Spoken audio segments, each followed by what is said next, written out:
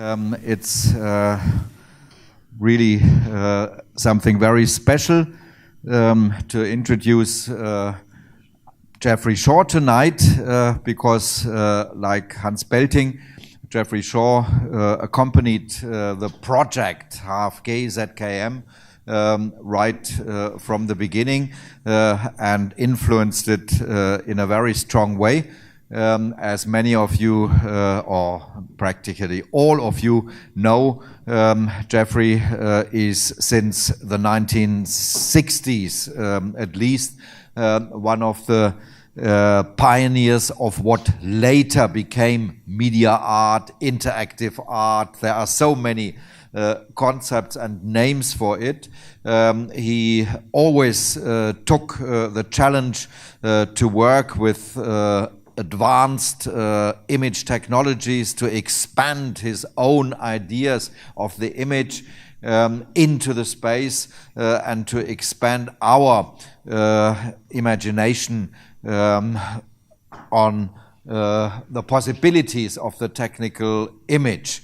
Geoffrey Shaw, for me, in his work, always also was a researcher, a forscher, in the truest sense of the term. And this is perhaps the most important reason why a place like Karlsruhe, the ZKM and the HFG was the ideal place for him. He worked here altogether, how many years, Geoffrey? 12 years? Till the beginning of the new millennium, and left his traces very strongly when you go through the building, and even when you go into the panoramatic cave here in the ZKM, you can see Geoffrey was here before and left his traces.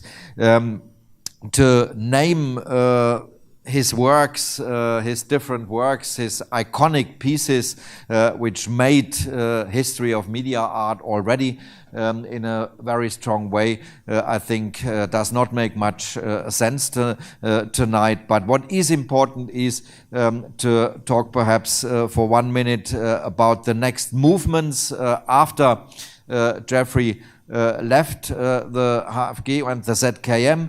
He went to Australia again for a while and extended his work and worked a lot with Australian students and artists.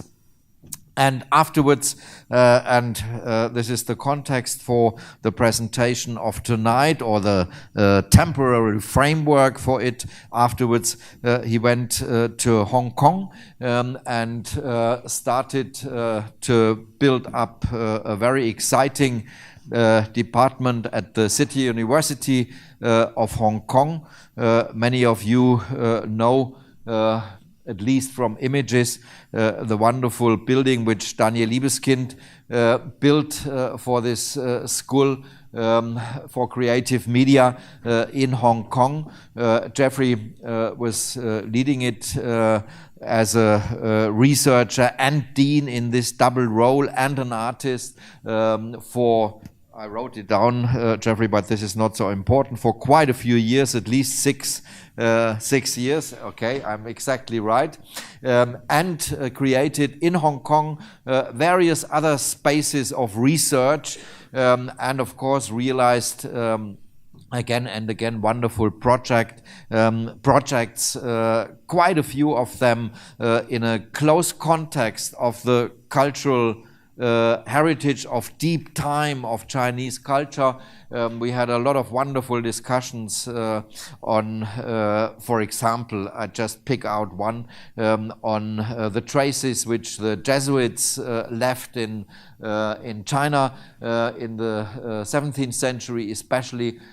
Geoffrey picked this presence up and actualized it in his work, and now tonight we will hear and see about a very special work, Konfuzius Rites, which he developed together, the idea with Johnson, whom we will have on the stage a little bit later, and with quite a team of people perhaps we see it also, or at least parts of them. We can also see parts of the team on the TV screens outside, and we will learn more about this wonderful piece, and also about the projects which might develop out of that, because it's not finished, it's still a project in progress. Please, Jeffrey, take the stage, and I have the pleasure to listen to you and to look at your images.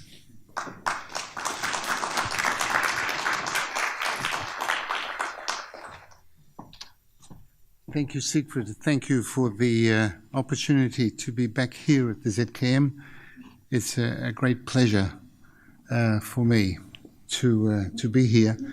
I think just looking back over these last few days of experience, and thinking of the last presentation about Rehm and Lul, and then these very, let's say, iconic images of networks of connection, of everything connected to everything, I realized that in retrospect, these 2 days which you choreographed is exactly a very harmonious and very elegant set of relations that all are very coherent, all came together beautifully. And I think that for all of us, it was a very, very special experience. Thank you.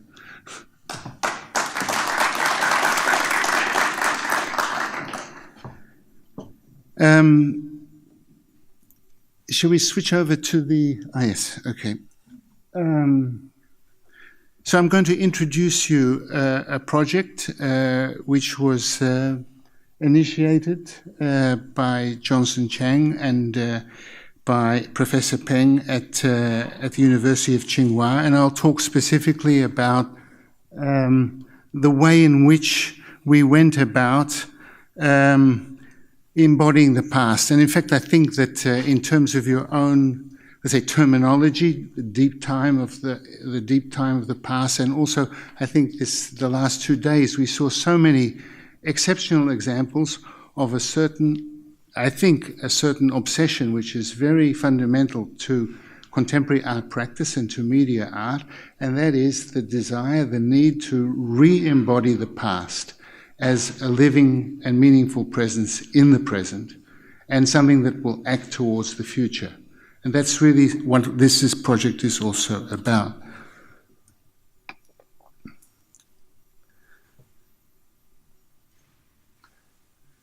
So, what are the Confucian rites? Confucian thought focuses on the cultivation of virtues and maintenance of ethics. Its basic concepts and practices include Li, a system of ritual norms that determines how a person should properly act in everyday life. The Book of Rites, the Rites of Zhu, and the Book of Etiquette and Rites lie at the core of the traditional Confucian canon. These books have been handed down from the scholars of the 2nd century BC, who salvaged classical learning after the collapse of the previous Qin Empire. The Book of Etiquette and Rites was purportedly edited by Confucius himself in the 5th century BC. These 17 rites are written in the form of a performance manual. And these are the names of these rites. And the 2 rites which we have addressed in our project till now are the capping ceremony and also the archery rite. So the history and practice of the Confucian rites. Imperial rites and social rituals had been central to China's unbroken tradition from the 1st century BC, though they vary for each dynasty. All Confucian rites were institutionally terminated in 1911 with the First Republican Revolution. Civil and social rituals continued on a folk level until the 1950s, when the communist regime banned and even criminalized all formal traditional rites. Remaking the Confucian Rites. The project attempts to unwrap ideas surrounding the area of experience and knowledge that in modern times has been framed mainly in the familiar Western terms of art and aesthetics. In China, the concept of Li covers ideas much broader than the terms rite and ritual, and historically includes education, diplomacy, and judicial matters. Even though the form of Li practice presents itself as rituals, Li might be better understood as an ideology, here also referring to the original meaning of eidos, form. Remaking the Confucian Rites is a collaborative project between Tsinghua University, Zhili Hall, and City University of Hong Kong. The project was launched in 2012 and so far has undertaken the capping ceremony for the son of a common officer and the rite of the state archery meet. The groundbreaking first international academic conference on Li was initiated by Zhili Hall in 2012. And since 2015, the project has been awarded research funding from the Chinese National Academy of Social Sciences. The academic methodology of remaking the Confucian Rites. The scholarly research that forms the foundation of this project is done by Professor Peng Lin and his small team of graduate scholars at the Center for Confucian Classical Studies at Tsinghua University in Beijing. The work is essentially classical textual philology, which has a long history reaching back to the 2nd century BC and is greatly aided by modern archaeological excavation. In the present remaking of the rites, accuracy is observed for every detail whenever possible, including the architecture, costumes, and utensils. The Book of Etiquette and Rites was written as a performance guide, and it resembles a film script. But however, as such, it also lacks description of activities outside the central action, so these have to be interpreted. The media art methodology of remaking the Confucian Rites. Embodied and performed acts generate, record, and transmit knowledge. While the true locus of this knowledge is always the body, the reenactment of the repertoire, propagating knowledge through the body, must still be considered as a form of mediation. If reenactment through the body is a form of representation, then a space exists for a digital prosthesis within the continuous chain of embodied knowledge transfer. Documentation and the process of materializing the immaterial are transformative by nature. So, neo-media art or critical engineering or conceptual engineering practice constitutes a transformative process of codifying intangible forms that can return cultural practice to its anthropocentric ontological status by restoring codified data to its embodied form.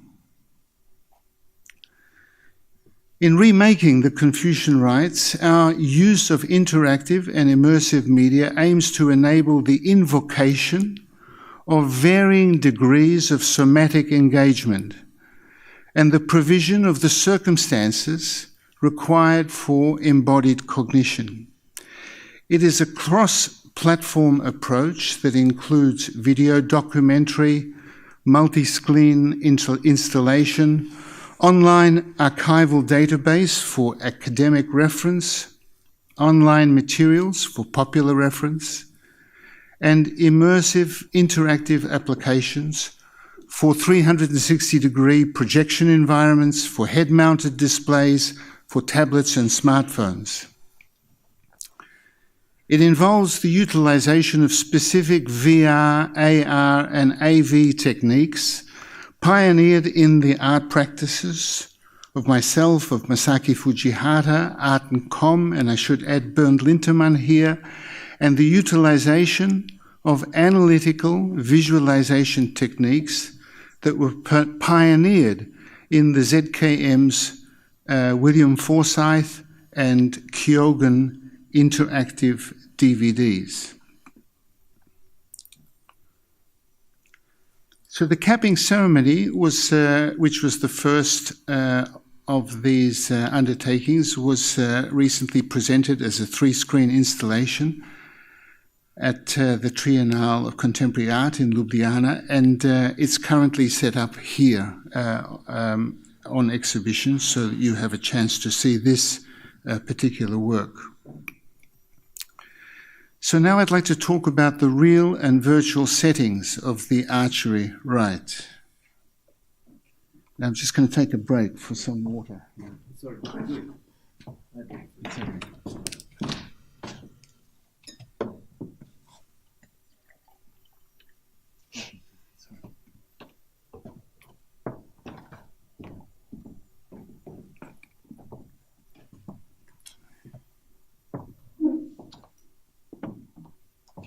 So we actually had the opportunity to create a almost a real cinema scale set in Beijing in a large studio.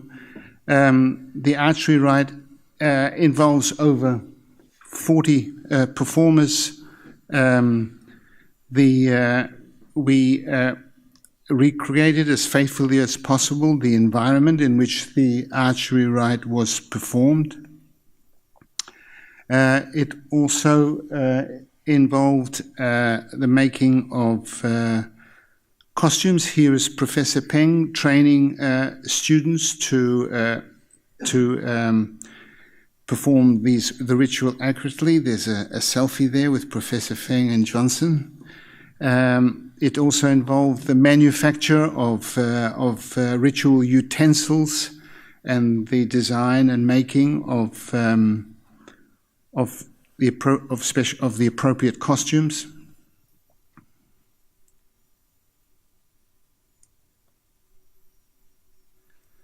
And also things like the bows and arrows were also faithful reconstructions of what we know about the original of these original weapons.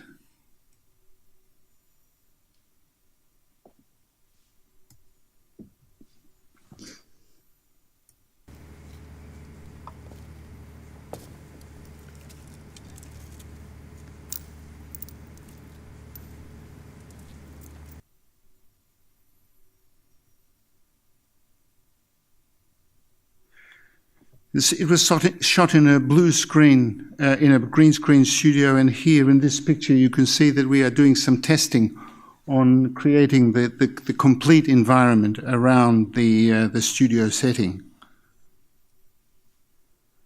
Also, the traditional instruments were brought into play, but there are no extant scores of what the actual music was that was performed at that time. So the music you're listening to now is a contemporary interpretation of what this music could have sounded like.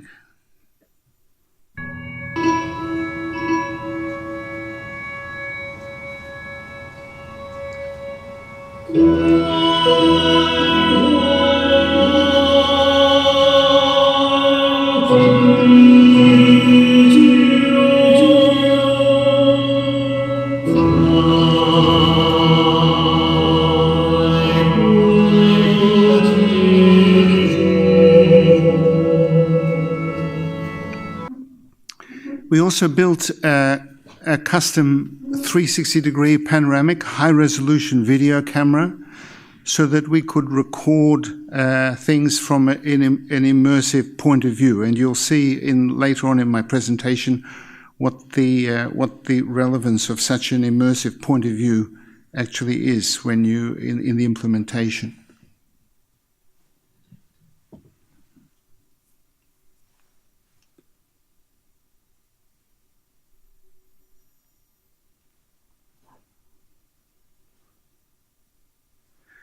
So the conceptual and technical approach to the filming was predicated by a number of considerations. It set out to create a total documentation of every relevant scene and event for archival purposes. Video materials that could be coherently edited into linear narratives of various lengths for various groups of viewers, ranging from academics to the art community to the general public.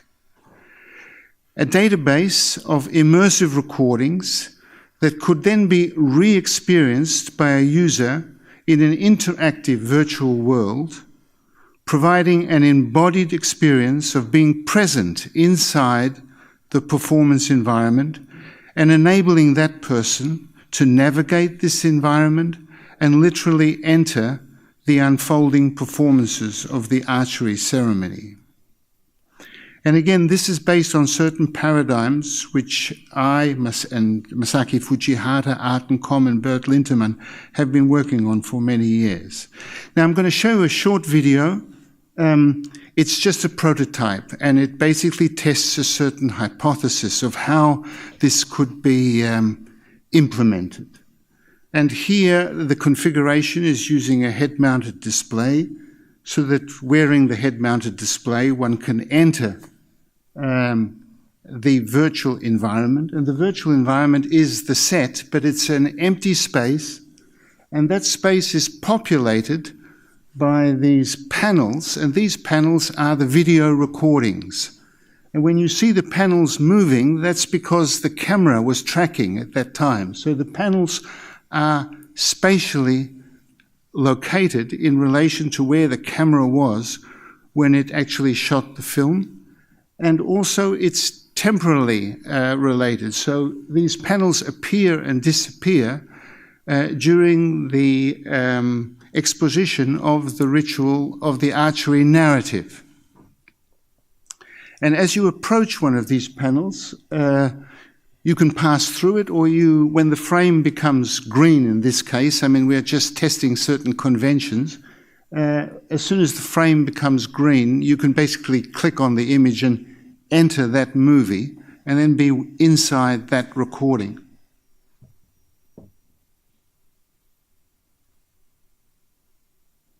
So here we are just looking at some of the recordings that were made. Over 30 hours of documentation was made, which will then be condensed probably to about 5 hours of material, which will then be embodied in this environment.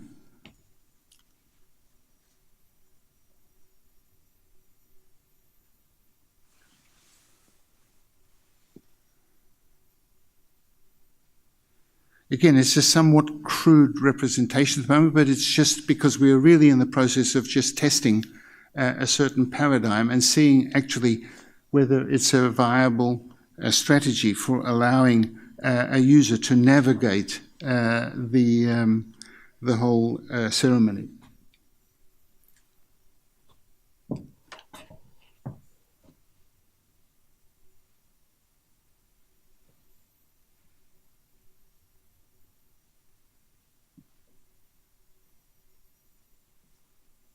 You see the actual panel is traveling because the camera is actually tracking forwards, but now the viewer is tracking forwards towards the image and entering the video recording.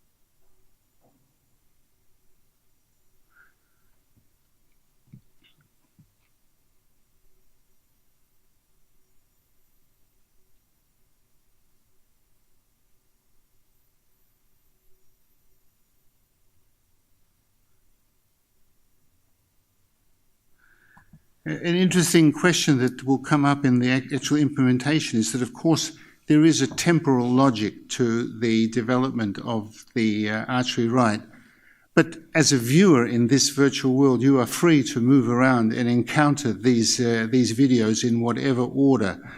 So it would seem to suggest that there are two modes of navigation. One mode is that you are actually carried along by the narrative sequence, or you allow yourself to disengage from that and just wander around like a tourist, encountering events in whatever order you see them. Now, the theoretical framework around this work is something that Johnson has been working on, which is the Chinese modern body. This is a text he wrote on behalf of this presentation, and I thought since the next phase of our presentation will be Johnson talking in more detail about this project, I'll just leave this on the screen while he comes up on stage. What do you think, Johnson? Is that okay?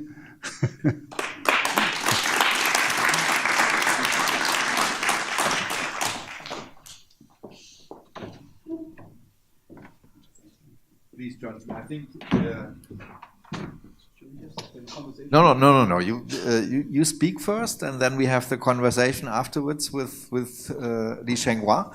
Right. I don't need to introduce Johnson Chung anymore because he was introduced twice already. Everybody knows him. We are happy and glad to have the brain behind the project with us tonight, and he will give us more insight about the question why he initiated this project, what his interests are, and of course we will also dive into some ideas of Konfucius and Confucian rites.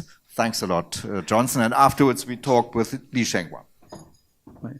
Well, thank you very much, Siegfried and Jeffrey. Jeffrey put together a very, very excellent and creative team. That's what the visualization was all about. And in fact, it was the final result that affected how everything was organized. It was actually working backwards. So we are seeing only the one of the examples of how it could be finally presented. But eventually, we hope they would become something that you can find on the website. And whoever wants to visit a capping ceremony or a wedding ceremony or a rite of archery, they can get it. In the context of contemporary Chinese society, what you see here, of course, would appear to be, especially in the wake of the socialist revolution. This is very class hierarchically structured. However, it is precisely in this, which on the screen seemingly to be something hierarchical, some sort of a social ritual practice reserved for the aristocrat, which later on were developed into a practice that became the aesthetics of the common people. And by going back to the original rites, in a way, is to recover the aesthetics of the people. Because from the perspective of fine art today, it is always an intuitive and critical practice that is reserved for the elite of a society. And the importance of the rise of contemporary art today, in a way, really has very much to do with the fact that of the swelling of the rank of the bourgeoisie as it replaces the traditional elite. And in this case, the question is really being asked is what is aesthetics of the people, and we're trying to recover. We're trying to recover that memory of the aesthetics of the people in general by going back to the standardized ritual texts. Let's see. What I wrote down here is, and another thing is to understand the aesthetics of the common people is also really gives us the visualization of the aspiration of a people, of a culture. But of course, to make way for modernity, this memory must be suppressed because it is a competing ideology. And for this very reason, it is necessary to return to these visual forms of aesthetic memory in order to create a critical distance from modernity. And we ask, how do we find a way back? And the first thing we have in mind in here is Li, ritual, is a mediation technique. And for that reason, it is really a very suitable place to show this. In fact, you're all seeing the archery rites for the first time because it has not been completely cut yet. And it's great to have it being first presented in ZKM. Let's see. The text I wrote from... The text which was there before. Let's do you want to, but then I've got it here anyway. Ah. Okay. So...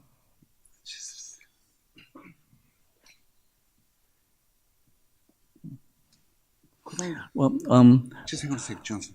Those last paragraphs which I had on the screen. Yeah. Can you bring it back up? Oh yes. Oh, yeah. Let me just. It's back there now. Maybe okay. On play.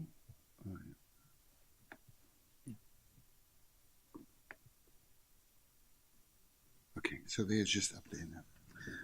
This project was done together with basically classicists and philologists, but to turn it over for contemporary use, we are actually unwrapping ideas around this at the China Academy of Art in Hangzhou, at Gao Shiming's department. We have a few friends, and the first project we really want to do is to rethink the Chinese body, and how do we look at the modern body.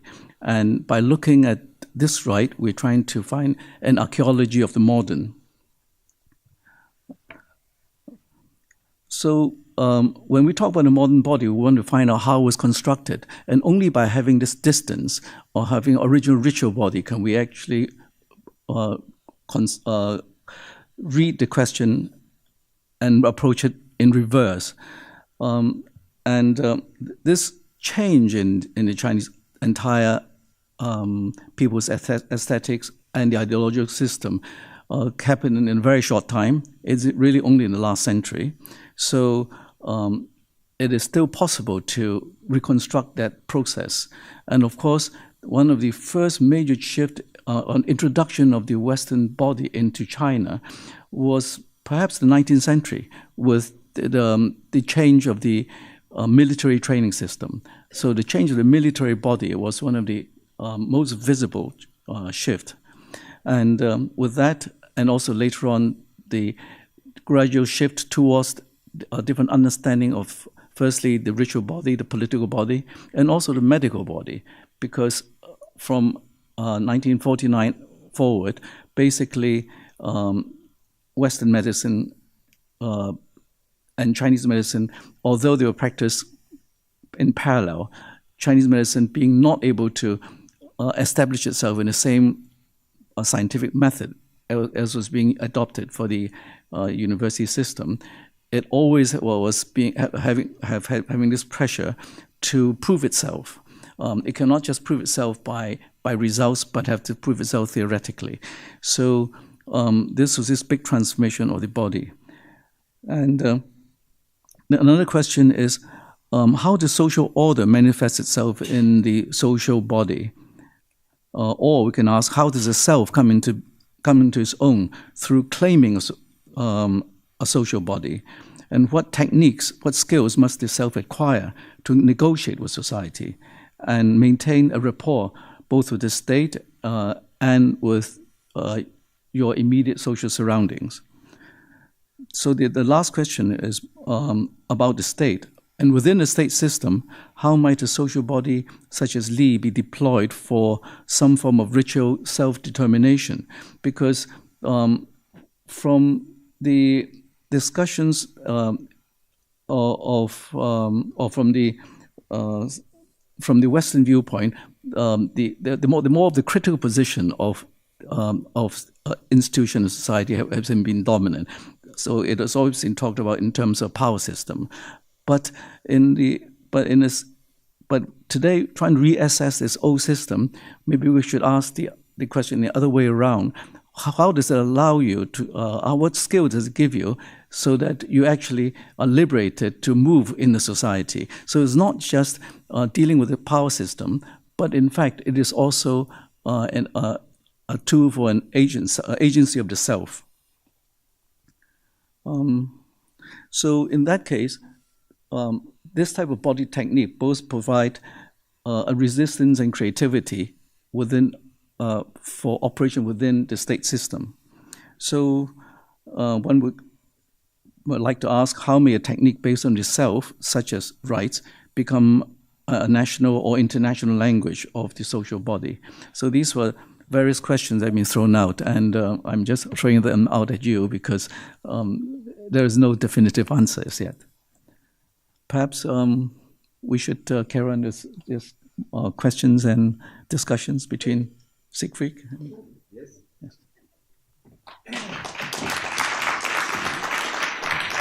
Thanks a lot. I quickly introduce another person who will join us in the conversation. Li Shenghua, please come to the stage. He is, for various reasons, a very good partner tonight. Because he knows the work of Geoffrey Shaw very well.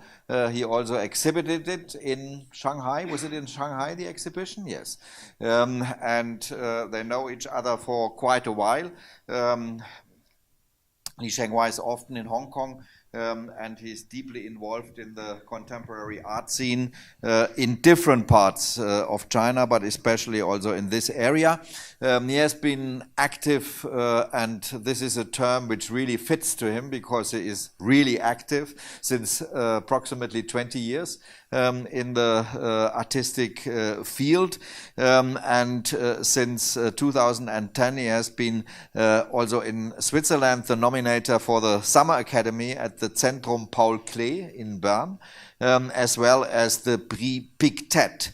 He is a member of the International Advisory Board for the exhibition Digital Revolution at the Barbican Center in the United Kingdom in 2014, received as member of the International Advisory Board for Videotage and Symbiotica in 2015. I stopped this silly listing of activities. He is for us here in Europe very important, because he is permanently also translating contemporary Chinese art and artists into possibilities for us to understand it.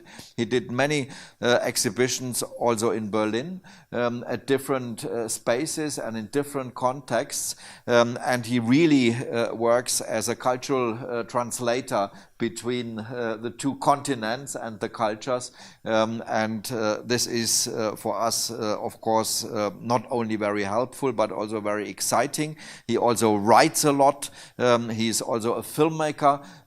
This was discussed already a little bit in between various individual conversations, but tonight he will help me a little bit to do the conversation with Geoffrey and with Johnson. And of course, you all are invited to join us. You have seen the first part, which Geoffrey addressed, of the already realized Konfuzian rites on the monitors. We have seen now insights into the second part, and now we can talk about both the aesthetical value and the aesthetical concept which you used and which Geoffrey and his team realized, and of course also the questions which are much more broader and perhaps we only can touch a little bit tonight.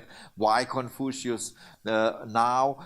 Why, you have said already a little bit about it, Johnson, why is it so important to make this kind of deep time connection in the presence of China and its culture today? Perhaps one important question, if I may ask Johnson first. You used various times at the beginning. In going through these 3 points, you use the term self. This is a dangerous term when you come from a Western tradition. Perhaps you can circle around it a little bit. What does it mean for the Chinese tradition, and especially in the Confucian thinking? What kind of an entity do we have to imagine? Is this a homogeneous self? Is it a multiplied self, or how should we imagine this self? I must confess, I was actually let me think of idiomatic usage. It is not really meant to be this philosophical, ontological self that one would refer to if you want to be very critical. In fact, the word private, which in Japanese is the word for self or me, in Chinese is actually a derogatory term. So the 2 words, private and public in China, the word private is always used in a negative way. So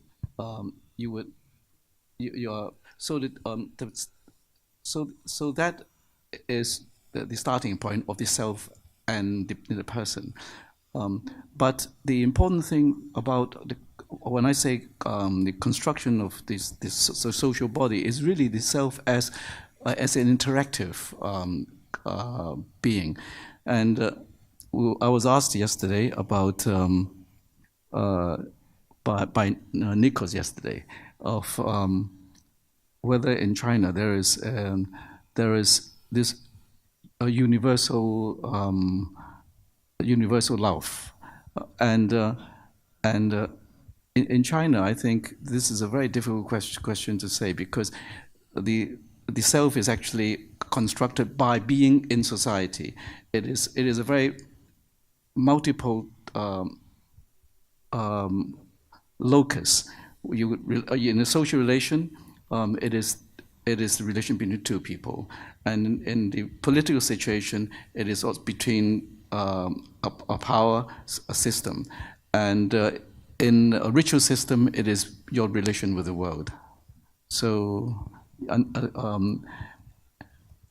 And perhaps if I may follow that idea a little bit, and Jeffrey can perhaps help immediately, an enormous important element of the rites are objects, things, shaped things, instruments, all kinds of things, objects. Does this relation which you just described as a dialogical social relation, of course this is a rhetorical question, it includes the things obviously, but how would you describe the meaning of this relationship between the person who is doing the right and uses media in a specific sense to realize them, to fulfill them? What is? Can you describe this relation between the thing world, the constructed world, and the people who are using this? So I think the answer to that operates on 2 levels. Now, one level, I think Johnson is best qualified to answer, because there is, of course, a very complex set of relations between, in the ritual space, between people, their actions, and all the ritual utensils, between the foods they are eating, what they are drinking. Everything is very, very highly prescribed and very significant. And musical instruments too. They are also part of the yes. whole. Yeah? So maybe Johnson will you can elucidate that in more detail. From my point of view, what becomes interesting is how this then transfers to another space, in which I certainly don't want to end up with some kind of sort of nostalgic Discovery Channel sort of documentary about the Confucian rites. There are a number of objectives. One objective is actually quite academic, in the sense that one is constituting an archival document. I mean, I think it's one thing I forgot to mention in the presentation is that the archery rite has not been performed in China since, 1850? The last one is 1850. 1850. So this is the first time since 1850 that this rite has been performed in China. So, in a way, it's a moment of history being performed in a studio, in a film studio. And yet, at the same time, I don't want to sentimentalize that, but I want to imagine, well, once this is done, how can we then create a set of documents which then become a tool for further academic research, but also a set of documents that may be of direct relevance to people's everyday lives.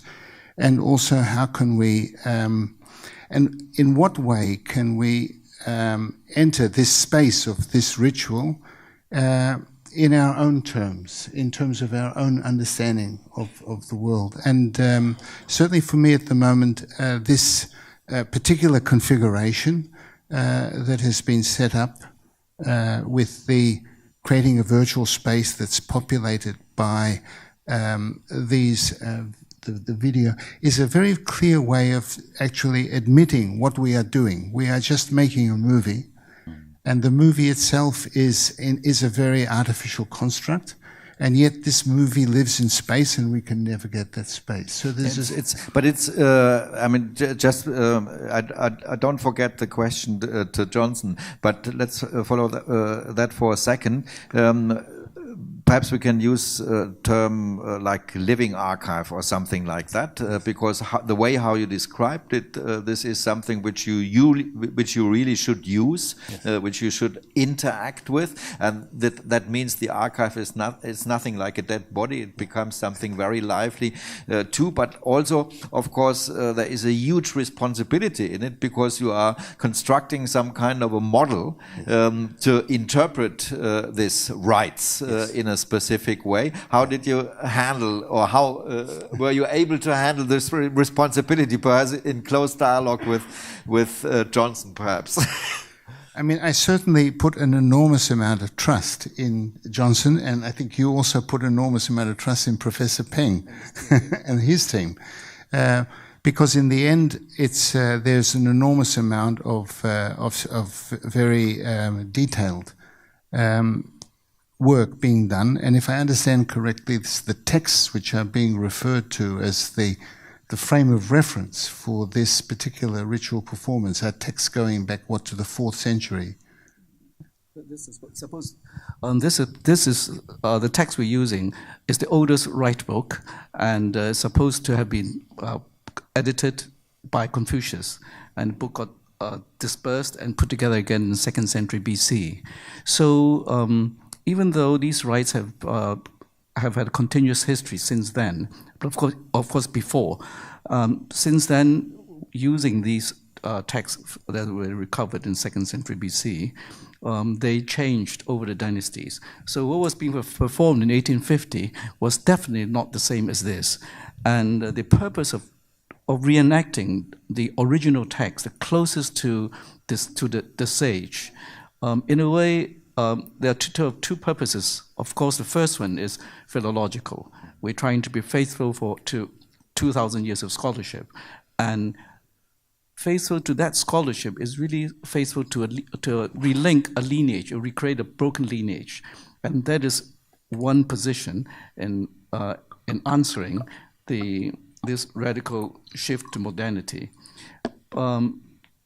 Also, by being faithful to the original text is also mythologizing these rituals. They become worthy of trust. It is like restoring faith. But of course, the question that comes before that is why Confucius?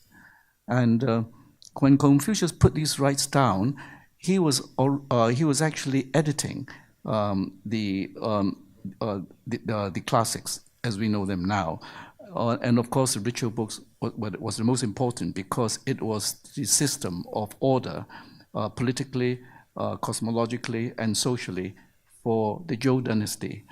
But the importance of Confucius was because he reestablished the core values of the Zhou dynasty, which was the dynasty which had a complete change in Chinese civilization by putting the position of man, of human being, in negotiation with the cosmos. For example, the famous Chinese book of divination, the Book of Change, or really is a core book of philosophy and thinking, using Western terminology. It's not really philosophy. The Book of Divination and Book of Thought. The Book of Change, it was used in the previous dynasty, the Shang dynasty. But with the coming of the Zhou dynasty, the first two important rulers of the Zhou dynasty who usurped or whose revolution changed the dynasty, the reading of the Book of Change changed because it was no longer divination to find out the mandate of heaven as it gives to you. There is given in each of the oracles a question that asks you what position you are. Are you in a gentleman's position, meaning you're in an official ruling position? Are you an everyday person? Are you a man of trust or are you a man of deceit? You have to be honest with the oracle, otherwise it will not work for you. So the position of man is actually inserted in the cosmology, and that is why Confucius has been referred to for the later the ideology of China, and the relation to the ritual objects, of course, is very important. It is the mediation with heaven, but then it is not just the ritual objects, but is the performance itself. So the performance and the objects together form this entire rite. But there's another. But also coming to the conversation we had earlier before this talk about what is the universal value that one finds in Confucius. The word that was always translated as benevolence, and that word means two person. So it is by being in two person, one becomes a human, and it was this value that is being inserted in the cosmology of Confucius. So when you ask about the question about the self, actually, I should say, how should one actually reassess Ren, the two-man situation? Thank you. Shenghua, do you want to join us? Your family name is Li. It's the same word, but it has nothing to do with that, obviously. Yeah, it's a completely different meaning. No, you don't need to do anything. They will switch it on. Hello? It's a completely different meaning. I mean, different way of writing Li. So pronunciation is the same. And I would actually, because in the last 2 days I was communicating with Jeffrey, I really want to ask them the meaning of actually activating such tremendous project, because it's this kind of project you have to, I mean, for me, I am very much interested in, what meaning of actually bring them into now, because as I understand, Johnson from Hong Kong, as a Hong Kong person, are very much, engaged with the so-called the modern change far ahead than the mainland, with the British colonized time, and also after that. So I think, I want to know the real meaning or the hidden meaning for you. I mean, why you're doing this project and what that for? I mean, we see that a lot also in other intellectuals writing of actually every time in the crisis of time that people try to refer to the old time of Confucius. But also, as I understand of Jeffrey, that what is the notion for you as an artist in this project?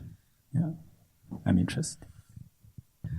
Well, of course, Jeffrey and I are both more involved in the art field than in classical philology.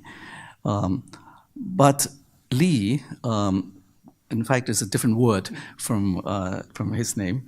Li, as rite and ritual, was title of a ministry in China. It's a part of a government department, and we now being in the art, working in the art academy or involving ourselves in the art field. In the old days, the art academy would have been under. Today it is still under the administration of the Ministry of Culture of Education. And in old days, the Ministry of Education would have been under the auspices of the Ministry of Li. So certainly it is, I would argue that we have every duty to resort to Li in order to find what we should be doing for an Academy of Art in China.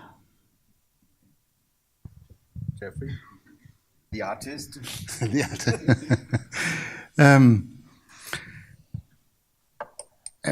I would say, first of all, that in my own practice, in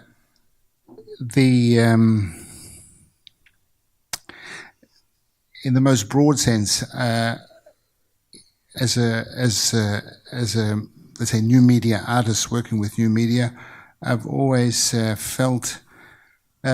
often felt the necessity to demonstrate that the materials we are working with are somehow anchored in a coherent heritage. In other words, that we are not living on Mars working with all these new materials, but these new materials and new strategies are somehow consistent with art history and consistent with cultural history.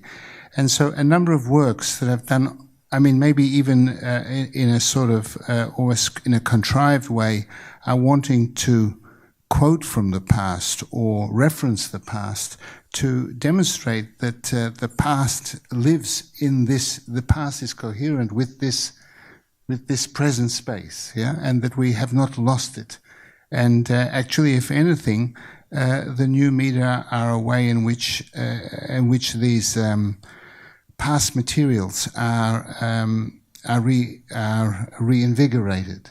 And I'll just refer to one quite early work of mine, which was done at La Villette in Paris in, I think, 1986, and it was called Inventer la Terre. And it was a commission for this Museum of Science and Technology, which was celebrating contemporary science and technology.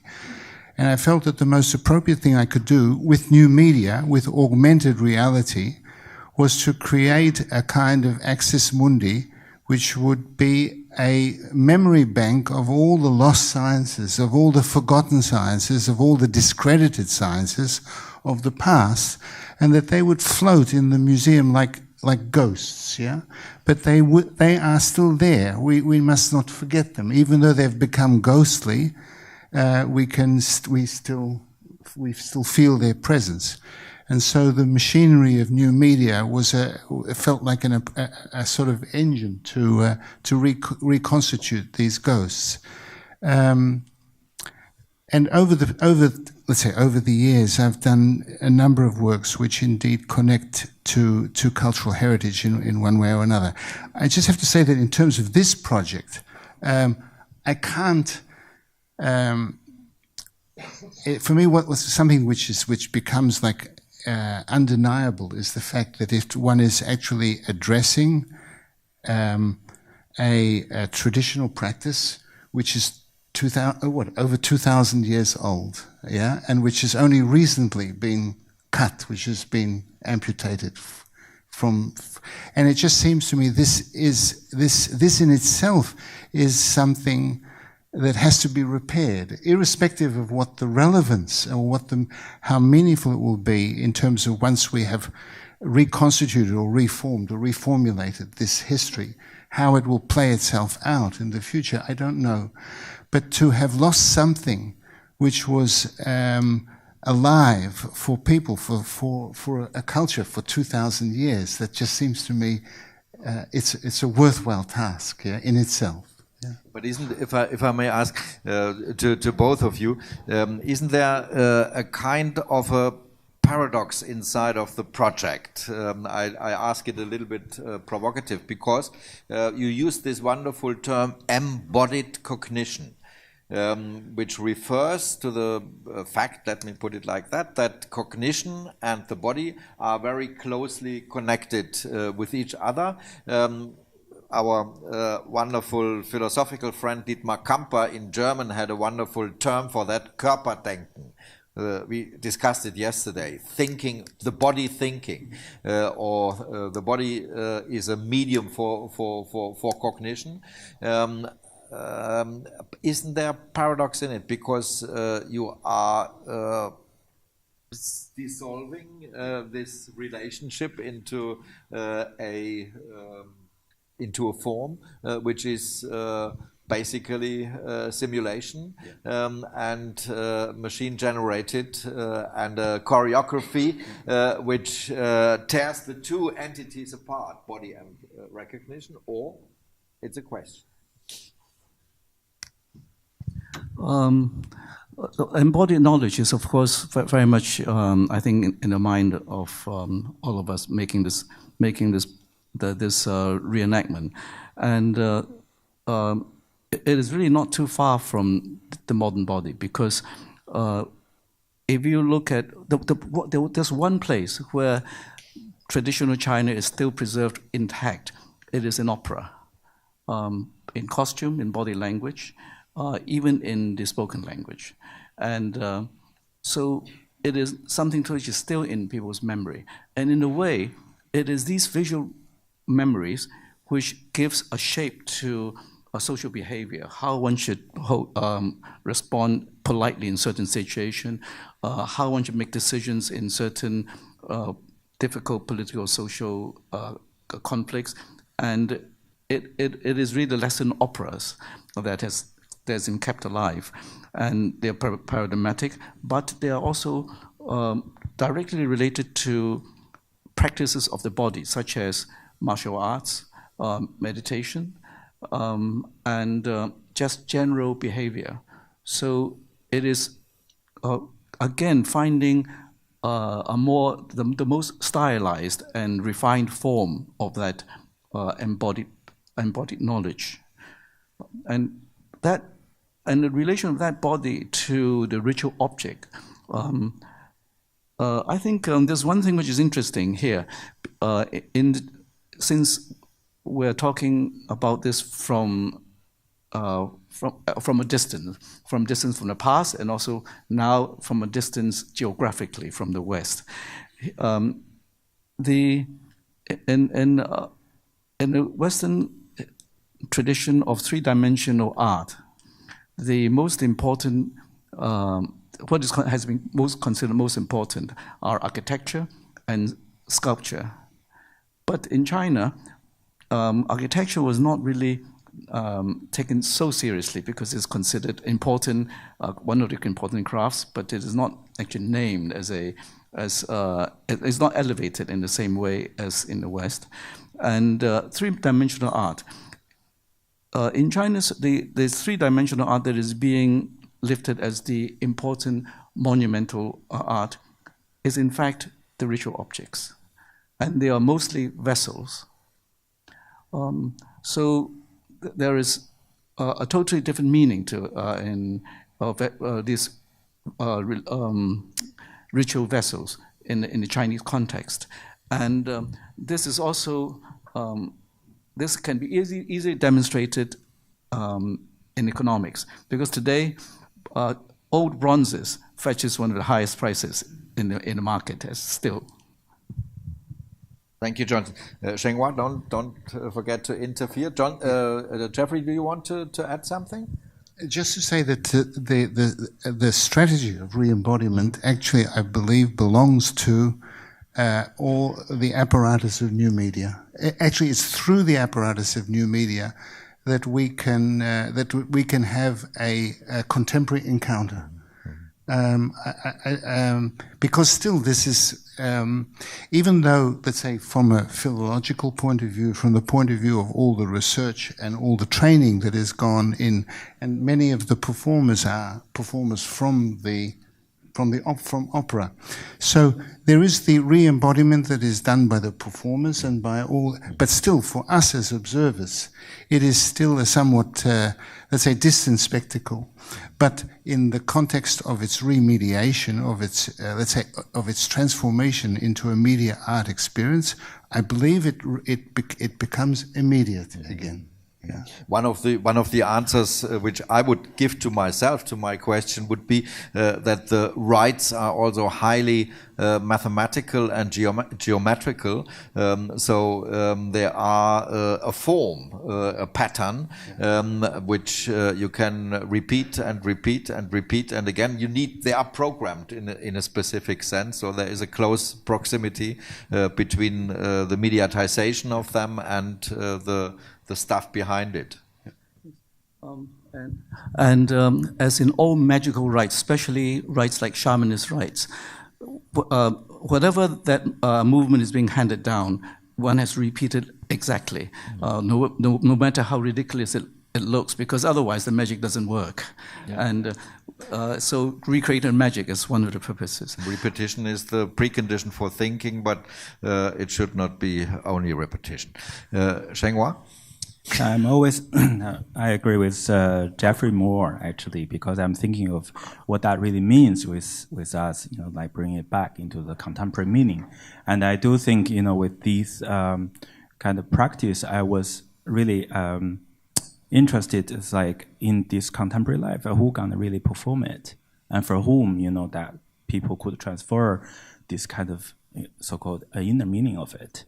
And of course, as we all believe in the Asian or Chinese meaning that xin is very important. It's like, I think xin is like not as we described in the Western world of the mind, but the xin is like something with a heart of how we understand innerly about this kind of philosophy or the meaning of it. But then I think, it's interesting what Johnson said, this is more important than contemporary art in China. But then I think, what that means. What that means then, if it's not important, the contemporary life or contemporary art, why we're doing it. And of course, I like what Jeffrey's project for me, because with the Hanpi project and with the Dunhuang project, it's all about bringing this old culture, but in the present recognition system. So in a way, it's like, you could treat it like a game. You could treat it like something that you're dealing with a new interface or a material but it's actually extend the position, also the space of the thing that actually you could be there, which you don't have to travel. The technology helped us with this kind of extension, but can we travel with your project to 2,000 years ago? Make a little comment. I can't help interjecting and saying, in your talk, you were saying that when you took these psychoactive drugs, you went into the world of a video game, right? And I thought, well, that's where we are now, right? If we take drugs, we go into a video game. We don't go any longer to where.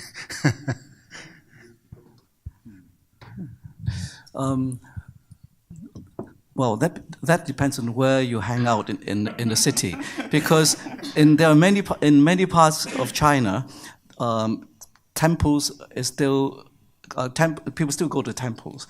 When you go to a temple, you have totally different body language than when you go to a Christian church, which is now becoming the most popular religion for the new generation. But certainly, when you go to the temple, you have to ask yourself, what is the proper form? And the proper form was derived from this. And also, the core of Chinese civilization, the lineage, was always based on the handing down of the body language, the embodied knowledge based on the 5 classics. And these 5 classics were still used as examination material until 1905. I mean, 1905 was the last time when it was terminated. But it was only 100 years ago that every literate person would have to learn these classics, and the Rite book was one of them.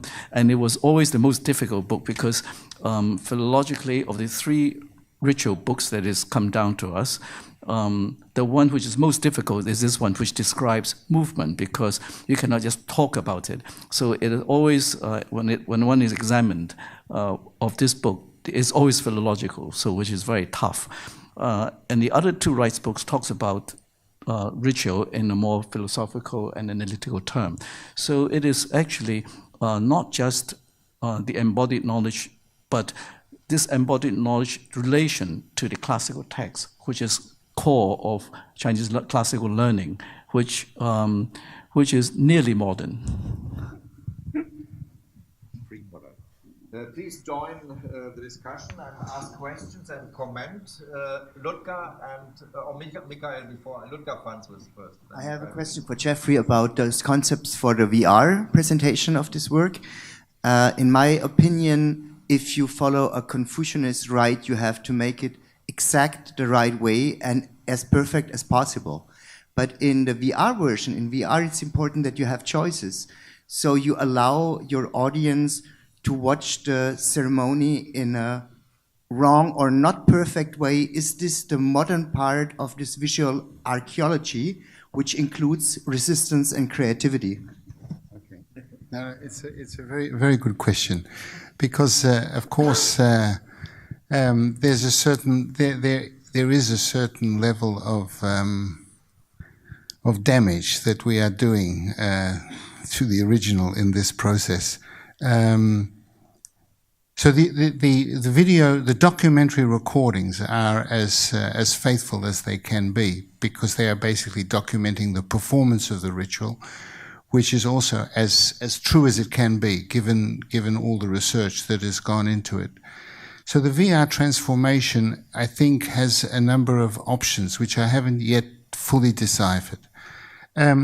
Certainly, one could say, yes, if I need to follow the ritual strictly, I need to be taken along its narrative line. So I'm imagining that I might insert a mode of where you are basically taken control of. In other words, the ritual takes control of your gaze, and you basically are taken along the path of the ritual. I don't want to lose the sense of the artificiality of the space, so it'll always be these panels that will live in this virtual world.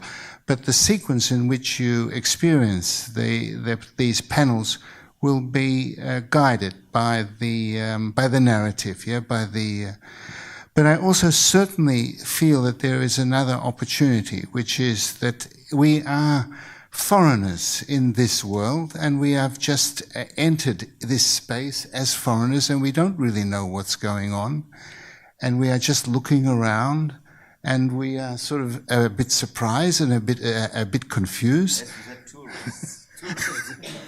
And we look around and we see things happening, and we encounter them, and we try to decipher what is going on here, right? And I'm sure this is a valuable experience too. And certainly in terms of my own encounters with traditional culture, living encounters with traditional cultures when I travel, I'm busy in a continuous process of trying to decipher what is in a way a mystery to me, because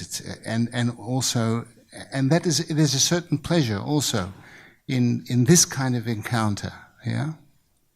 And of course, the more time you spend there, the more familiar you will get. And maybe one day you'll learn how to navigate it from beginning to end. How long does the whole thing take? Oh, more than half a day. Half a day. So you can imagine,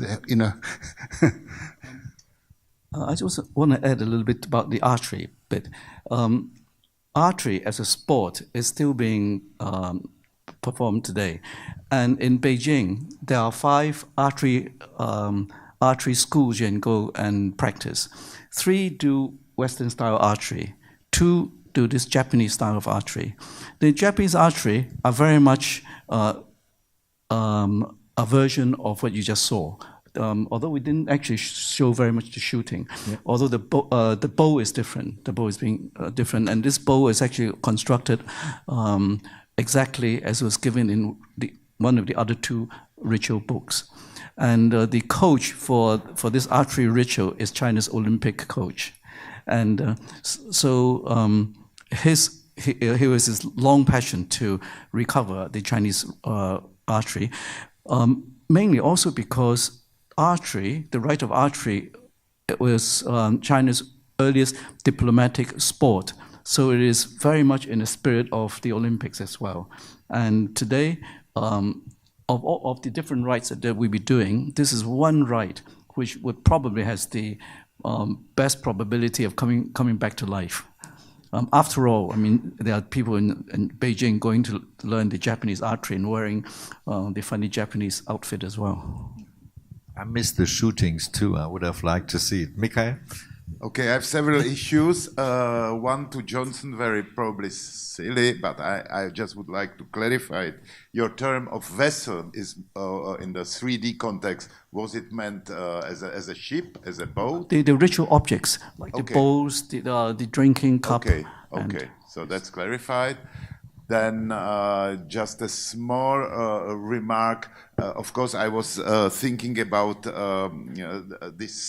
contemplating about your discussion about the term of self, and of course thinking about Wilhelm Flusser's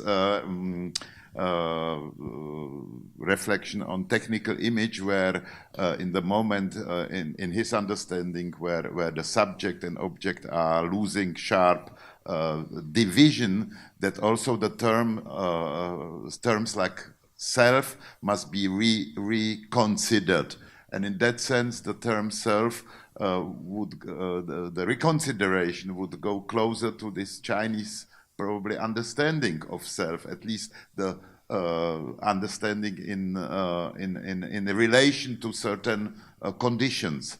So this is just a remark, and then maybe more silly question to Jeffrey. First, we see in the documentation the zoom out, and we see all the lighting and the setup. This will probably not appear in the original, or it will. No, it won't. Actually, I was showing you 2 sets of images there, and it may have been a little confusing. There are shots there that were taken on set, and then you see all the lighting and you see the green screen. But actually, it's the intention is to, in post-production, but we haven't reached that stage yet, to actually complete the set, put in the sky, put in the background. So actually it will be a very, and that the construction of that space, again, is really following certain very clear prescriptions about how it should look. Again, it will be a kind of paradoxical space, because it will be accurate and yet it will be clearly an artifice. Yeah. And I think in general this is also what interests me about our approach. But at the same time, the approach we're taking is it's academically solid, it's analytically dense. Yeah, I mean it'll be material that an academic can use. Yeah. For research, yeah. So it goes in both directions. One minor small thing, and I will disappear. The floating images with the videos, as much I understood, it's a 360 degrees environment which you experience without glasses, just by, right? There are 2 versions of it. One is the 360 environment, just physically you enter the space and you are in a projection, or you have always VR. That's the first, because I know your work where you... So I'm imagining that there will be a number of different platforms. Exactly. If you're wearing a head-mounted display, you will be embedded in the space. Clear. and probably confined to that space, because I don't think there's anything happening. I mean, there is a moment where you enter, but once thereafter you will be inside that space and you will encounter these movies. Yeah, and also what I didn't show you there, for instance, was the 360-degree movie, because the 360-degree movie will appear in the space as a cylinder. Exactly. So they will. I think, again, if we think back to Masaki Fujihara's work, you will see how that is configured. But, yeah, my question was more not about this, but these videos. Can I enter the video also in a three-dimensional way? Meaning when No. even not with the glasses. No, the video was not shot in 3D. But it could have been, then you would be in another 3D space. Yeah. Okay, again, I leave you. I mean, I like illusion, but I also like disillusion. So I like to play with, how much 3D can we bear, right? So the space will be 3D, but the movies will be in the tradition of the cinema and in the cinematic reality. But also we are thinking of other platforms. So we can imagine a configuration that you can look at, for instance, on your mobile phone. And in that case, you'll just hold your mobile phone like this and look around and encounter. You'll actually be immersed in the space, but it's your mobile phone which will give you a window into that space. And also using an iPad would be another strategy. So we're really looking for multiple platforms, and in the end, Johnson's deeply committed to just putting it online so that this information, this data set, is just available in the most direct way to every. It's just a linear narrative in that case. Yeah. And also you see here the 3-screen configuration. So it really lends itself to a whole range of iterations, and maybe lends itself to other people taking that data set and creating other iterations, that it doesn't have to be exclusively in our hands, the handling of these materials. I just want to add another comment, a little background to this maybe cultural historical purpose of doing this. For a start, these 5 classics of Confucius that's been used as the standard text for examination over the last 2,000 years until 1905 was required reading. But interpretations has always changed over time. And in a way, they were always used as manuals for civil servants to rule the people and rule themselves. So this is getting back to that foundation of Chinese civilizational practice. And in fact, one of the most eminent historians of the 20th century was asked to describe Chinese civilization. He said there's only one word, the word is Li. So Li is considered the heart of Chinese civilization. But in the 20th century, of the 3 ritual books, the 2 which are more philosophical, more idea-based, have been explored extensively, but this one, which describes movement, has been ignored. However, it is this book which was one of the books that was most important traditionally, and redoing the classics in this time, at this era, has another historical precedence. The last time a total rereading of the classics was done in the 10th century. So, and the remaking of these rituals has never been done. But the complete revamp of the classics in the 11th century, the reason for that was by the 10th, 11th century, Confucian practice had basically totally degenerated in the population.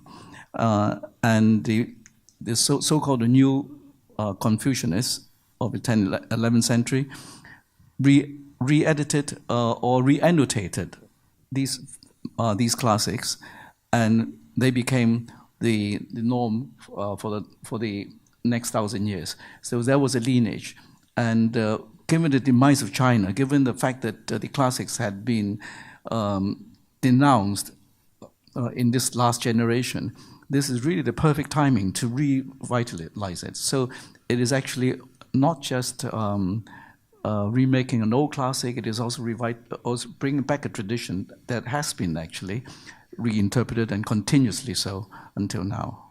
Thank you. Andres?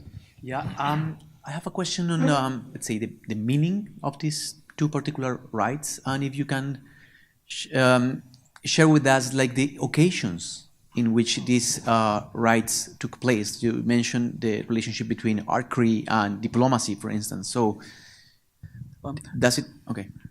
Archery was the game that is played when the meeting between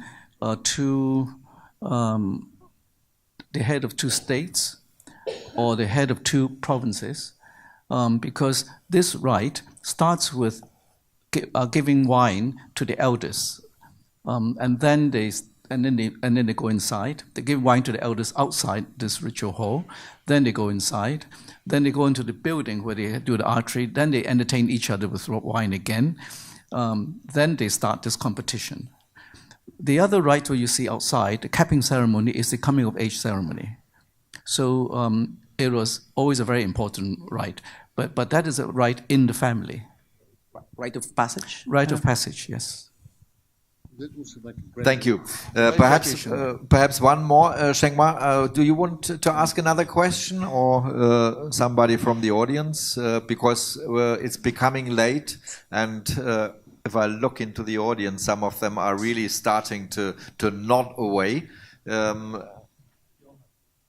There's just one thing that goes through my mind all the time, and so I would suggest a methodological misspelling of the Confucian rite and turn it around and ask the question, to which extent could there be a Confucian left?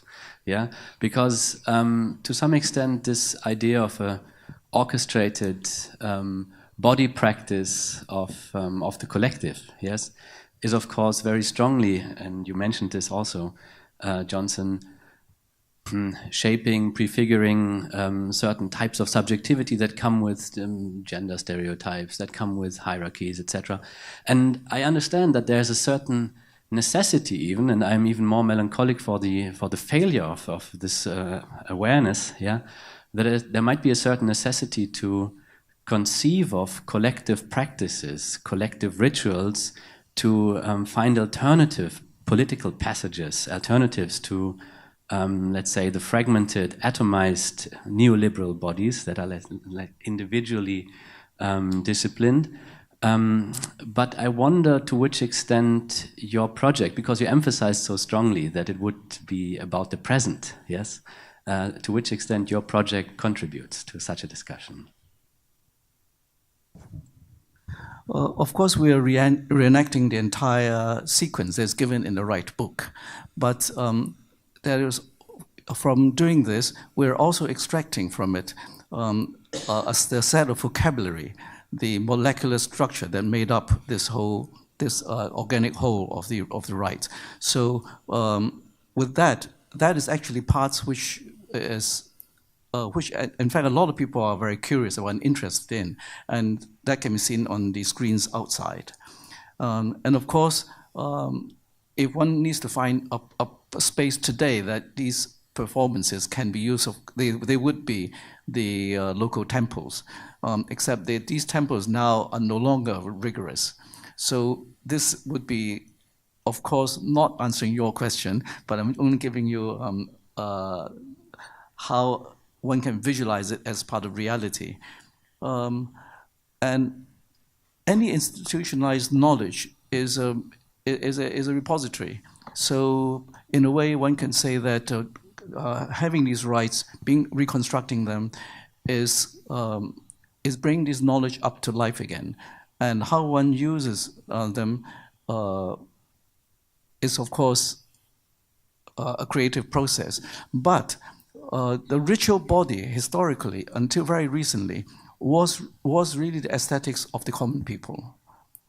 Maybe they would not be doing the archery, but the other rites, the family rites, these will be the aesthetics of the people. It will be performances that will see through a rite of passage that makes a person feel that they have actually come into society.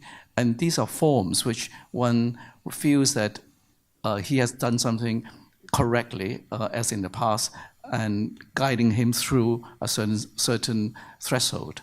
And I don't think these are forms which one would want to renegotiate if possible. So there are different uses of the body, and of course, with this we can also start thinking about from the ritual body, we can start thinking about the self-cultivated body, the medical body, and the martial body, which are all tools for self-cultivation, and also trying to find from the social body how these can be adapted. It would be very funny if you see Xi Jinping doing this sort of thing with Donald Trump, but if he comes, maybe he'll be a good sport. Thanks a lot. I think we should really stop here because we also want to have some supper together before we complete the conference. Thanks a lot to Jeffrey. Thanks a lot to Johnson. Thanks a lot to Li Shenghua for having this wonderful presentation and discussion. And of course, I thank everybody again who was taking his or her part in making the conference how you experienced it. Thank you very much. One special thanks again to Felix. He looks around, but it's him. He was really great. He was the technical brain behind many, many things, even the telecommunication connection in this morning, and you did really a wonderful, excellent job, as the others did too, of course. Lukas is still there. He was filming most of the conference, so we have wonderful recordings also of everything, and yes, I can only wish you tomorrow a wonderful way back. There were a lot of conversations which we should carry on, definitely, and I'm sure that we develop one or the other project out of these meetings we had during the last 2.5 days. Thanks a lot to Peter again for his wonderful hospitality for the last 2.5 days, and it's great, Peter, that I know how much you have to do, that you came tonight to also perhaps say goodbye to one or the other. Thank you to everybody, and I wish you all the best.